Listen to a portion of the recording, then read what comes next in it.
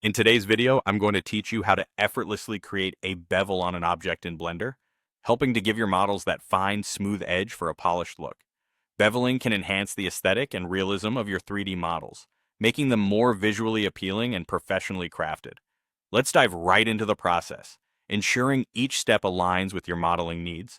First, to ensure uniformity in your bevel, you need to apply scale to your object. With your object selected, while in object mode, press Ctrl+A. A menu will pop up, and from there, you need to choose Scale. This step is crucial because it harmonizes the dimensions of your object before you start the beveling. If your object's scale is not applied properly, the bevel might come out looking uneven or distorted.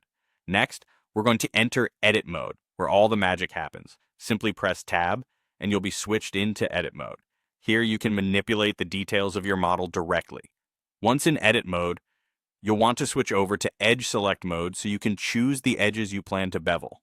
You can do this by pressing the number 2 on your keyboard. This will activate Edge Select mode, allowing you to click and select any edges you're looking to smooth out. It's essential to make sure you've isolated the right edges for the effect you're aiming for. After you've selected your desired edges, it's time to create the bevel itself. Press Ctrl+B, and this will activate the bevel tool. You'll notice that as you move your mouse, the edge begins to expand, forming a curved and softened edge. This fundamental interaction is as intuitive as it is effective, so feel free to adjust the size of the bevel according to the aesthetic you're aiming to achieve.